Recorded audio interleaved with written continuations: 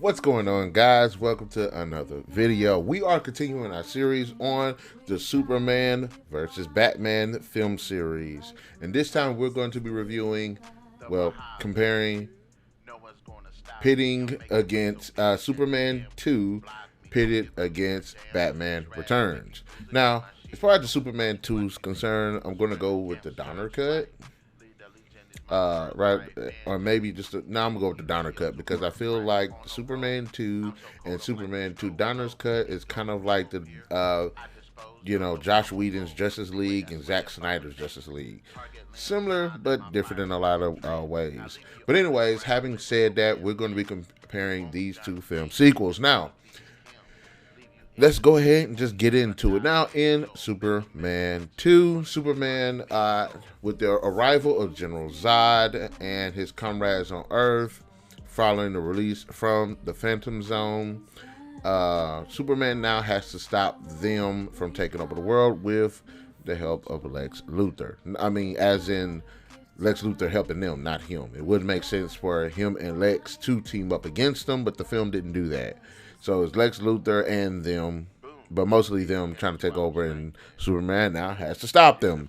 This one, much better story, I think, in terms of not only, as far as the first film introducing the character, I think the character coming to terms with the decisions that he makes in the film works much better as a film focusing on his character outside of him having to deal with these supervillains that showed up. I think that it's got better pacing. I think the story is much more interesting, much more action packed. There's a lot of really cool action that's in this film, well, as much as the 80s could do, but I'm not saying it's like Man of Steel level of action, but in terms of what the first film lacked, this film definitely has. I really like the story. I like and I feel like this story is a bit more layered because in this story, you had Superman attempting to be normal, wanting to be normal, and then you had him and his relationship with Lois Lane developing, and then you had Lex Luthor's story, and then you had kind of that in the first film, but I think it's better presented here because probably us already establishing the character. Now we take the time out to just kind of smooth things out with the other characters. So, and also we have the character of Zod, Ursa, and Nan, who are the Kryptonian criminals that came to Earth after being released from the Phantom Zone. By the way the Phantom Zone looks pretty cool in this. It looks like they're stuck inside of a glass. But anyways, I like the story. I thought it had better twist in it. I thought that the story had a better pacing to it. I thought it had better moments in terms of the characters, character arcs, and then I actually, as much as I still don't really like the Lois Lane story, Lois Lane character, because how she's written. When there is the moment of, even in the first film, where she developed this relationship with, you can tell that her and Superman have, that's chemistry between them two. And it is acknowledged in the first film that they do like each other. And then in this film, the way that it works as well in this film too. In this film, you see their relationship blossom even more. And not only that, when Superman actually, or Clark actually reveals his secret to Lois, their relationship just blossoms. So I think it's actually pretty cool seeing that. I really did like their relationship much better in this. And even though, again, initially still kind of a douchebag, but once their romance started blossoming, she knew his secret and all of that, then we got somewhere with the relationship. So I didn't mind that subplot. One of the subplots I did have a problem with, and I already said it, was Lex Luthor felt like an extra in this. His storyline, he didn't really have a storyline because there is the Superman, and even though Lex was kind of, he really didn't have his storyline didn't really make any sense. I wish they could have did better with him, because if you taken him out of the film literally would have been the same. It literally would have been the same. But outside of that, I did like this film story much better. I thought it was better layered. I like the character, the way that they presented the story much better than this. Now, going to Batman. Batman is doing his thing but now he has to deal with these weird gang of clowns and with this circus aesthetic. There's a gang with this circus aesthetic that's attacking the city, who is being led by the Penguin, and why he's dealing with that, and the Penguin's plan to basically ingratiate himself with higher society in Gotham. You have Catwoman making her rounds. She's newly formed and she's going ahead doing her bad girl thing. This actually was a good continuation of the story as well. We got to see a bit more of the Bruce Wayne, especially his interactions with Selena Kyle. So there's a bit of a romantic, there's definitely romance that builds between them. I like Catwoman's storyline in the film, her transformation. Though I wish there was a bit more to it. I don't think the story supported it enough. I think that it supported the start of it, but not in the direction that it went. I did like the Penguin story. They showed him more of a sympathetic character. I wish they could have took a little time to dive into what he was going through growing up. Even though they set it up, they don't really tell you what he dealt with. So I thought that was actually a pretty good story too. I like the build up of it. I like the where it went to as well.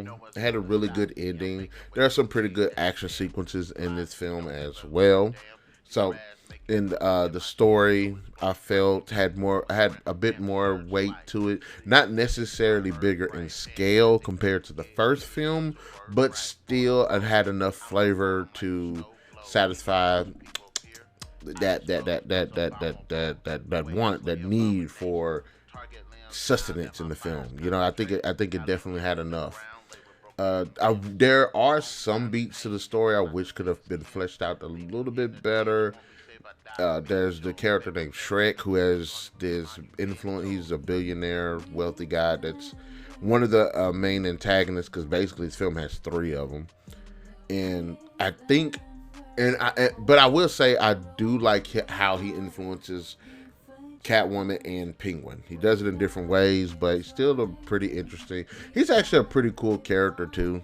But I like how the story I feel ingratiates all three of these villains in a way that's not necessarily, I want to say, feels natural. I don't think it's in a bad way. See, in Superman, you got Ursa and Zod, who is three villains, but they all come in with basically for all the same reasons. So they're working together and all of this. But in this film, it's similar. You have Shrek helping Penguin. You got Penguin helping Selena. Selena's kind of doing her own thing. But Shrek and Penguin got their own things that they kind of want to do as well. So everybody's got these three different villains that's kind of helping each other out. But at the same time, the way the story brings them together doesn't feel forced. It feels natural, because one of the problems I do have with a lot of things that I've seen with Batman, and I like Batman, and it's like that with a lot of superheroes actually. It's like most of the time it's always one villain active at a time. But I like how in this film the three villains that are active, they don't feel like they're forced in there just for the sake of it. It feels like, okay, there's this one villain that wants to do some crazy stuff. This other villain says, hey, why don't we team up? But he already has influence and wants to extend that influence by utilizing this villain. And then this villain wants to do the same, has his nefarious plan and is using this villain to do it. And then this villain creates another villain. But the story, I like that. I do like how they set it up. And I like how there is this romance, and I like the romance in this one. I think Bruce's kind of romance with Vicky is definitely different than this one and Selena. They feel more like a tragedy that could work together. I don't know how to describe it.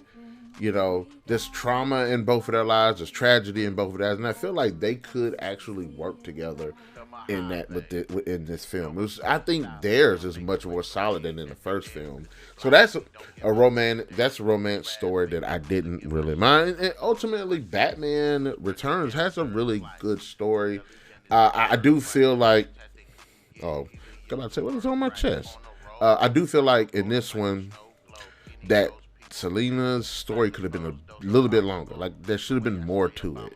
I feel like how, in fact, best example, if you haven't seen the Amazing Spider-Man 2, you have Electro that's in the film, and I actually like him. I like the character. I like the story set up for him. Problem is, there's not enough of it. And if there's a deleted scene that kind of showed you what she was dealing with outside of work, you know what I'm saying? Just something to show that she's down her look outside of her house and the cats. Then I think that would have helped to flesh out her motivations for doing the things that she's doing. But I read the book, and the book does a little bit better job at getting to her mentality about it. But ultimately, I think the story works, especially lining up all of these villains, and cool ending as well, action packed, explosive. I know I was complaining about in the first film, Superman, that there wasn't no action, but I can say this: even though there was a lot of action in Batman Returns, nothing can beat that fight between the Kryptonian fight in Superman 2. So the story is actually really, really good. Now, in terms of the characters, Christopher Reeves definitely nails Superman. He does good with the strength, the charisma, and the presence of the character. And then in this film, when he turns human or disables his powers, gets rid of his powers to be human, like, I think he would technically still be Kryptonian, but he just don't got his powers. But even you see the vulnerability of the character, it just works really well. He's really good. He's really cool. And then when he steps to Zod, you see like this really cool dark mirror image of what, you know, a symbol of hope can be, and then this tyrannical force and how they mirror each other. I wish they could have dived a bit more into the ideologies of why not use your powers for good, why should I, type of thing.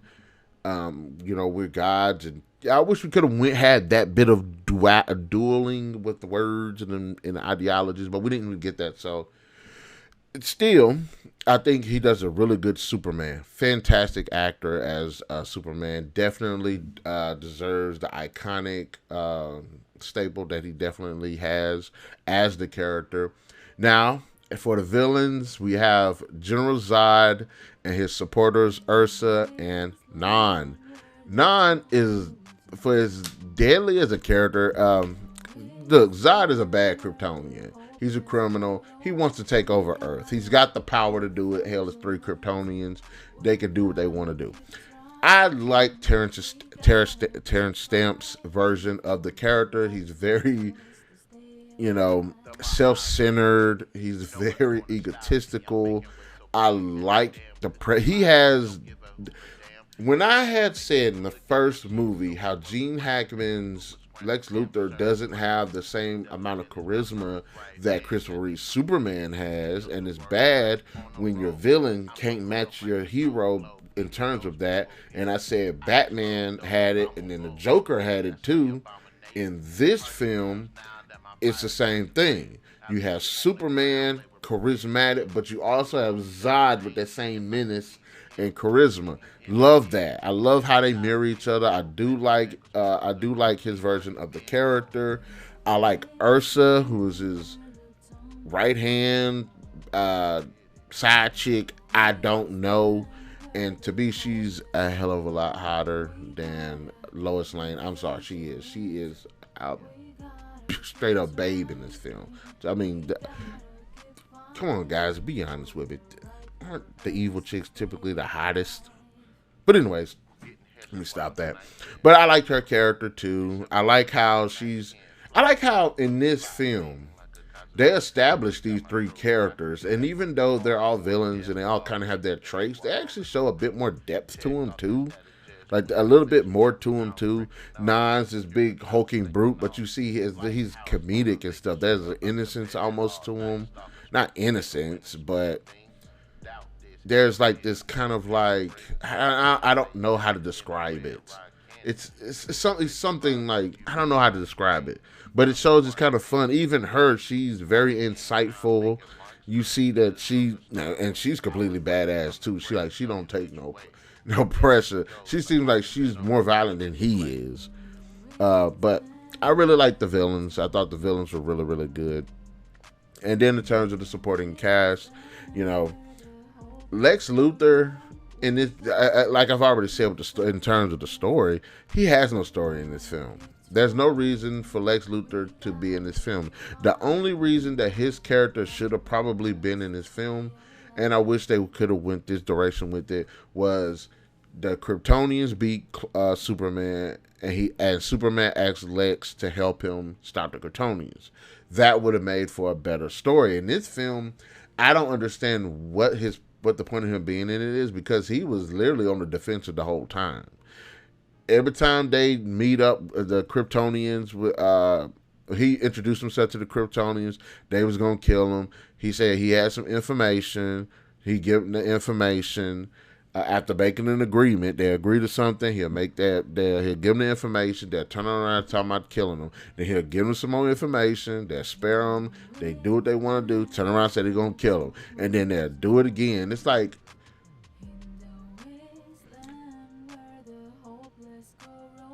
what it should have been was they were using each other, but they also had an advantage that the other didn't have. Because the whole time it's like, well, what's the point of Lex Luthor being in here? And I don't like that. What it should have been was either he was helping Superman, but on the back end he was working on something to kill Superman too. If it worked on these three, or he should have been working with these three, but had an actual ace up his sleeve to stop them, and then get Superman too. We didn't get that. So I felt like he should not have been in the film. He was completely wasted.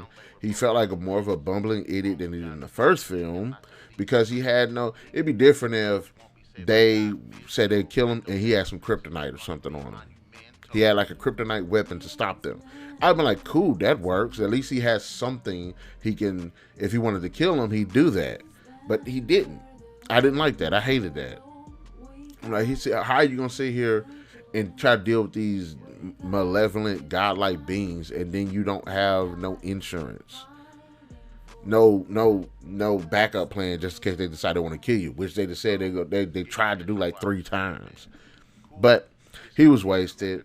As far as the rest of the characters, you know, Lois Lane, I think she did a lot better in this film, especially when she finds out who Clark is. It kind of made me think she's shallow as hell, but when she starts, when that romance blossoms, it works. I think it makes her character blossom a bit more too. You got a bit of Jimmy and some more other supporting characters. Perry, I like Perry. Perry's pretty funny in this one as well. He had a great moment, and then he got his head. He got bopped in the head when he got lifted into the ceiling. That shit was hilarious. So I've never seen somebody get knocked out like that. But the characters, I actually like. The characters this time stood out a lot more. They were really, really cool, especially the bad guys. So I really enjoyed the characters this time around. Now, on the Batman side, again, Michael Keaton returns as Batman, kills it. He gives the guy edge, depth, emotion, great as the character in and outside of the suit. And I appreciated that. And in this film, I do like the fact that they play up a little bit more of the Bruce Wayne aspect. And I really did like that. He does a really good job portraying both the persona and the person, which one could argue which one is the person, which one is persona. But having said that, I do like him in the role. I think he did a great job. Batman was really really cool. I like how he's actually balanced as well, and I really appreciated the back and forth he kind of had with Alfred. Alfred is always the backbone of any Batman story. Well, the one with Bruce Wayne, because I typically be like, look, Alfred's like 100 years old. Let this man freaking retire or something. But I actually liked them as Batman. I thought it had a really good job. And like Superman 2, they had 3 villains in this one. Shrek, I can't remember his freaking name. Something Shrek, or I think his last name was Shrek. I don't know. He's the billionaire. In fact, let me start with the known players. We have Penguin and Catwoman. Now, in terms of Penguin, I like Penguin. They made him a much more tragic villain in this one, and you understand a bit of his motivations. I think his motivations were smart, but they were kind of weird. It was more of a revenge plot against the wealthy, which makes sense given he was from a wealthy family. I wish they could have gone to a bit more of his backstory. We see he gets sent down the icy river because he looked like shit, and his parents didn't want to deal with that, so they sent him to an icy grave. Talk about child neglect.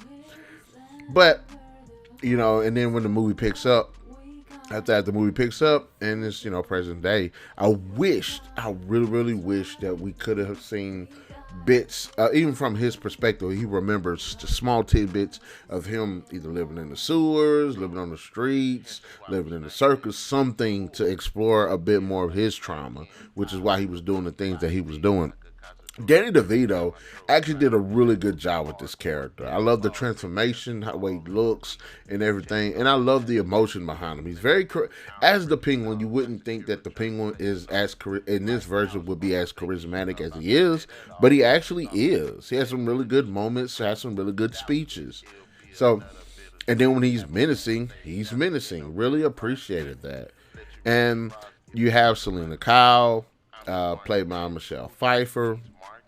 She's beautiful, and I'm going to say this. Look, I like her outfit. She does not fill that out. She does not fill that suit out in the slightest. When I was a kid, I was like, oh my God, she's wearing black leather. She's so sexy, cool. And then I would look at it now, I'm like, she don't fill that out. She look like a kid wearing a mama clothes. She ain't got no boobs, no butt. I was like, come on now. I mean, she's pretty in the face. Everything else is like.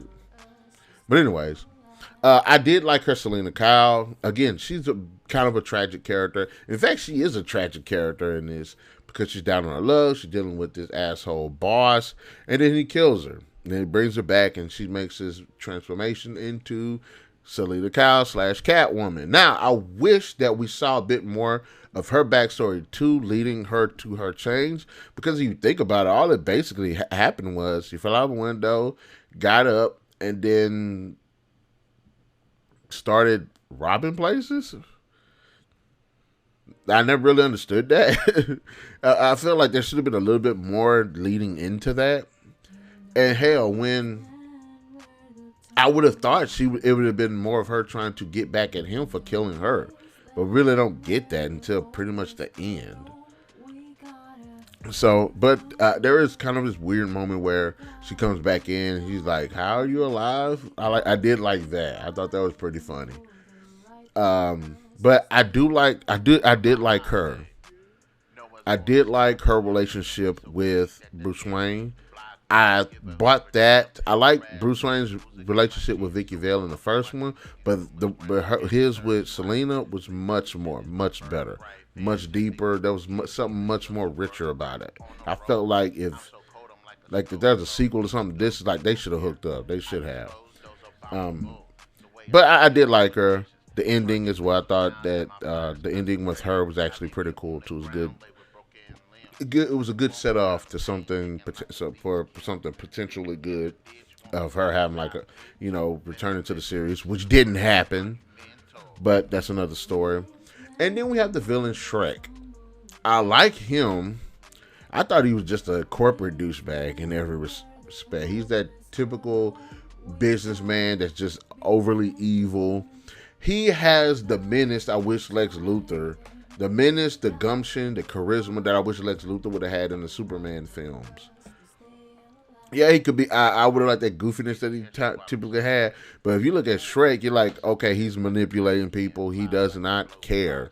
I like that about this guy. I like how there is this thing where Penguin works with Shrek, but he doesn't necessarily trust Shrek. And Shrek works with Penguin, but he doesn't necessarily trust Penguin. And both of these characters do have different ideologies and plans, but they're working together to get what they need, do what they need to do, especially for Gotham City.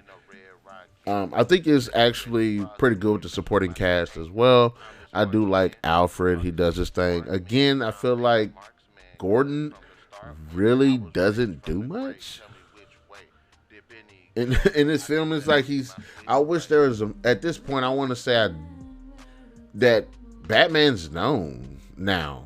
So, and well, maybe he just wasn't working with Commissioner Gordon in the old comics or something. But I don't know. I just wish Gordon would have had a bit more to do. Maybe help him strategize later on in the film or something. Because it does turn out that, Gordon has to kind of go after him. But, because it gets set up. But I wish Gordon kind of had a bit more to do in the film. Going into... Well, should I go into casting? What's the point of saying casting when I've already discussed who everybody is playing the characters? So we'll go into just like the action sequences. I've already said that it was really cool. And this is where I was like, okay, it's kind of hard to make a Superman film and have action sequences without it being like some over the top stuff. We definitely get that. We definitely get that in Superman 2. In Superman 2, you have the three Kryptonians fighting the military in a little town. That part was actually pretty cool. There's definitely a really cool fight between Superman and the Kryptonians in the city. That was actually pretty cool. I feel like there was another action sequence. When they went into the military, when they went into invaded the White House. They had to deal with the military there. That was actually pretty cool. And then my man came when they was in the city, Metropolis, and they was in the Daily Bugle. And then Superman was outside the window. He's like, Zod. He was like, come step outside, come holler at your boy. Chris. But then we got a really cool action sequence. I would like to see I want to see somebody do like some AI or something, and they rewrite that scene, like reshoot that scene of them fighting in the city with all three of them. I think that'd be freaking awesome. We probably would get that almost Smallville fight, Zod fight from Man of Steel, and I'm kind of glad Man of Steel they separated it because we got two badass fights. But the action sequences I think were much better in this film. Even actually, it was like 2 or 3. It was like 3 or 4 action sequences, regardless if they were like fast paced or slow paced. But I thought they were actually pretty good. And then, of course, Batman Returns. We got some pretty good action sequences. There are some cool fights. There are some cool moments with the Batmobile. There's some cool moments with Batman dealing with the clowns and stuff. There's a kind of I would say there's the fight between Batman and Catwoman. It was not good. Mostly because you got Batman that's a fighter holding back from hitting a woman who does not know how to fight. You can't tell me. This woman just ain't gonna up and just start fighting. And she ain't got no supernatural abilities outside of dying at one time. So I want to see, you know what? I want to see a live action Batman versus Catwoman fight, and it's actually a good fight. I'm talking about some throwdowns. I'm talking about Atomic Blonde level of fighting. But I'm not gonna say that the fights were the best. There are some cool action scenes, but there ain't no badass fights. I mean, instance, look at that fight in the tower between Batman and that boxer villain guy, that black dude in the tower. Batman was getting his ass kicked, but it was an honest to God good fight. But I don't. There is like a scene where he's fighting some clowns, and they wilding out, shooting and running around with some crazy on motorcycles and stuff like that. But outside of that clown fight, I don't think there was like another actual fight. I mean, he did fight Catwoman, but that wasn't much of nothing. Um, and he did kind of fight. He kind of fought Penguin. Well, that's not a fight. That's not. Let me take that back. There are some good action scenes, but not necessarily good fight scenes in Batman Returns. All right, so let's go down to the writing and direction. Now, in Superman 2, Donner's cut, the writing works because it does manage to dive into some darker themes, exploring some more darker areas, while also maintaining that still hopeful boy in blue, wanting to do better and be good feel that the Superman films typically do aim for. That American dream, apple pie, white picket fence, dog in the yard type feel that just is like really, really cool in the Superman film. The hopeful feeling that you get in those. I thought that the writing was really, really good. I thought that they did a great job of establishing characters, the new characters, while at the same time fleshing out the reoccurring characters. Now, again, my biggest gripe with the writing involved Lex Luthor, his motivations, what his plan was, why he was in the film if he wasn't going to be a major threat. And again, there's a point where they beat the bad guys, and then Superman is like, Lex is like, hey, I was doing this to help you. Help you beat them. And I'm like, well, you didn't write the film didn't write that. The film would have wrote him going to Lex Luthor, and Lex Luthor and them two teaming up to stop these three. But Lex Luthor is kind of doing this thing where you can't tell if he's actually there to help Superman or help himself and all of that. And then ultimately you end up finding out that he was going to do it, or he intended to do it, but they end up backfiring, so he decided, something like that. Then I've been like, cool. But really, his character I really didn't like. The writing on top, though, was pretty cool. I really, really wish that they could have had an of fight over ideologies. I really would have liked that. I think that would have made and not like to say that there wasn't no good dialogue, which there was some good dialogue, but there was not no back and forth good dialogue that I would have liked. Like when Superman and Lex talk, there's some good dialogue back and forth. When Zod and Superman talk, there really wasn't like a good meaningful thing, like meaningful dialogue that like anything memorable.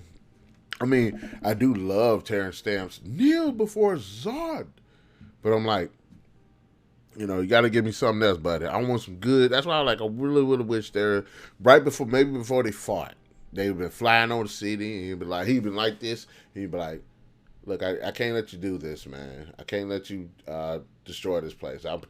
This place is under my protection. And he's like, what to protect? Why do gods protect peasants or ants or something like that? I'm like, yeah, that's kind of cool. I mean, not to say he didn't have any good moment like lines, but again, I would like back and forth dialogue. I'm not asking for Quentin Tarantino level here, but just in general speaking. But I think the tone darker, but still having that was actually pretty good. And I like the pacing and everything. I like the characterization. I thought that it worked. Now, I believe it was, I'm saying believe. Richard Donner directed the film, and I think he did a really good job.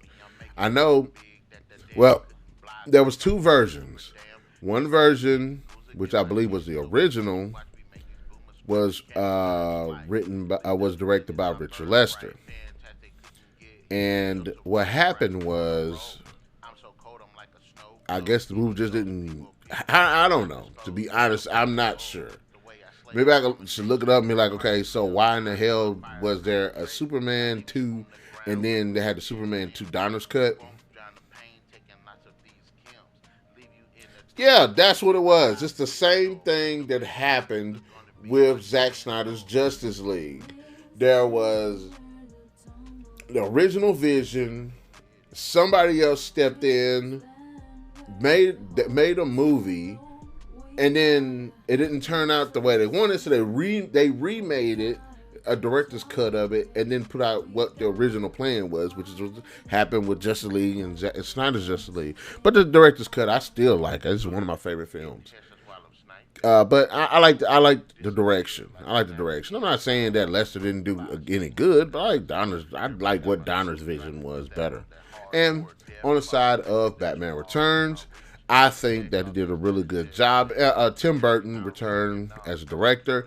He has all the staples, the gothic feel, the very almost fantastical element to the film, especially giving the Christmas setting. A lot of the things that are surrounding all of the characters have a really more fantastical feel to them. Where like you got Catwoman being reborn, fantastical. The idea of the Penguin and him, like the way that it's set up with his character, it's like fantastical elements to it with the clowns and everything. But I think it works. It definitely feels tonally different than the first film, and there's a grounded feel that the first film had that this kind of edges out of just slightly.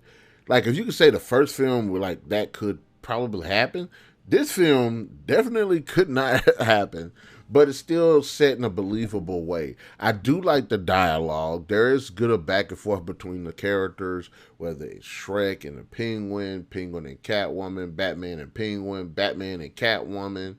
You know, there are some good dialogue and good conversations, some more meaningful, others, but enough to give weight to the characters. I do generally like the conversations that I've heard with Bruce and Selina, and it just reminds you that these two characters have tragic stories, and they probably belong together.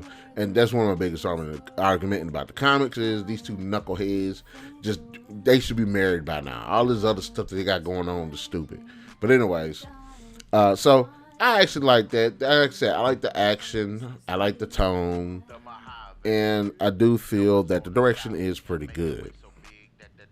Now, having said that, I think that both these films are worthy sequels. There are some points that I will say work better for Superman 2 than in Batman Returns, mostly because a lot of the characters get a bit more fleshed out in this film than in this film, such as the fact Vicky Vale doesn't return. Now, again, reading the books and kind of the expanded lore of the Tim Burton films and the novelizations, they explain why that is. That now, as for why it actually happened and her not returning, I don't know. Maybe they just wrote a character off or something. But I would have liked to see a bit more of her. But I do like that both the films explore the relationships between their titular characters and their female counterparts. They both have three villains that, oddly enough, actually get enough, are fleshed out enough to three of them are fleshed out to be cool and memorable. The other three are fleshed out enough to be actual characters. Both these films might not have the same amount of action or the same type of action, but they're still engaging films with great stories, interesting setups, and really engaging themes. So, to be honest, I'm kind of stuck on this one. I can't really say which one is better, but I've always said that my top 10 favorite superhero films, Superman 2 is always on that list. Batman Returns almost never, in fact, has never made a top 10 list like that.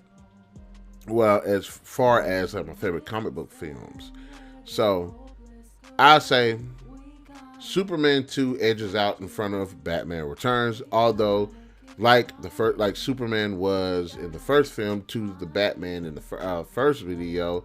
It's still a good film. It just Superman 2 is better. So, guys, in the comment section below, let me know, what are your thoughts? Which film do you think is better, Superman 2 or Batman Returns? But me specifically, Superman 2, the director's cut, the Donner's cut,